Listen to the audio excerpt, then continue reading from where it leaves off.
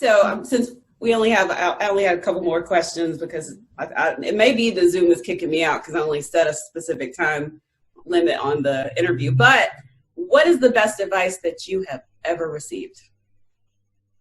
That's hard, man, because you know what we do as, I don't know how your library works in your mind, but there's no such thing, I believe, as the best advice you can ever receive. There's things that stick in your head. It could be emotional, like your grandparent could have said something to you, and it's just emotional what they said to you. It can have nothing to do with something you're going to be challenged with at all one day or right. Be super happy about one day.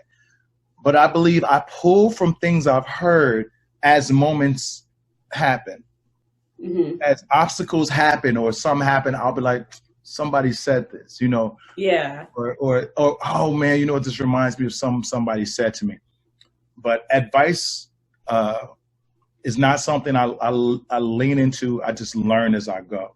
But there's no one thing that's happening that I could think of right now that I would be able to tell you. But if I see you doing something, I say, hey, don't cross the bridge, don't burn the bridge, don't whatever. And I pull from that, you know, whatever that was. And some of it, I don't even remember the origins of them, but I know that I apply them to the life when it's happening. Like, okay, why would I need, like right now I was about to tell you an advice for this situation. Like why would I need an airbag if I'm not, you know, getting in an accident? But something I always say to people about any chance that they're taking anything that they feel like they're taking a risk on. I always tell people, you buy car insurance all the time. Mm-hmm. I say, do you have car insurance? And they be like, yeah. I'm like, do you hope to get in an accident? And they go, no. And I'm like, exactly. You have it.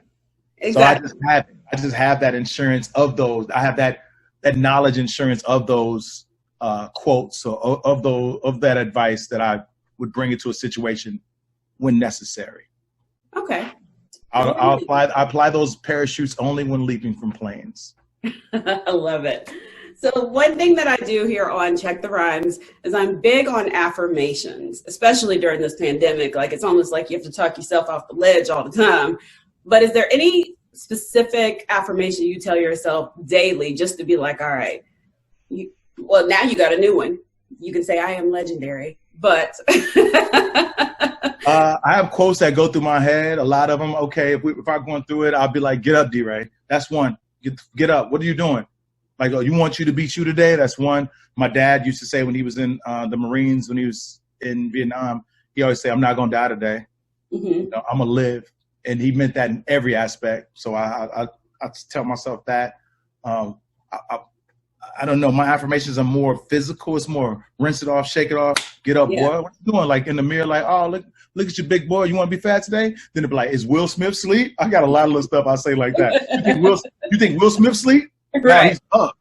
And I can't think of all of them, but one thing I made up long time ago was let no one's process stop your progress.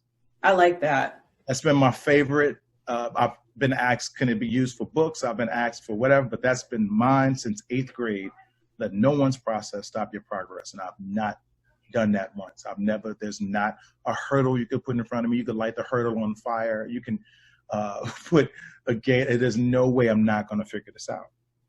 And I like that one. I think that's my, I guess, advice to myself consistently. And I've convinced myself that I'm really never losing. Mm-hmm. I always feel like I'm taking a break. I never feel like I'm losing the race. I like that. Mine is, well, I can't say that on here. People be like, is it fuck it? Because that used to be my attitude. that one happens a lot. I like that one. But people trip about me because I'm the kind of person, I'll get pulled over, my license, everything be messed up, and they'll take my car and I will still walk to the club. Like some people's nights end right there. Like, I'm depressed. I'm like, well, now I got to carry. Can I get the CDs out at least? Like, can I get this out? All right. I guess I'll get it tomorrow. I've never been, it's not happening. Something always works out. Like while we're sitting here talking, just affirmations as far as stuff goes, we're sitting here and I'm going, I want to do so much stuff for my family and everybody needs stuff. And I never say no. I say, give me a second. Give me a moment. Give me a second. Just give me a second. I know I'm going to get it done. And I'm like, man, I gotta live live for me too and take care of me, but I don't really need much. I never want much. And then I get this text and it's like, oh, by the way, this is coming. And I go,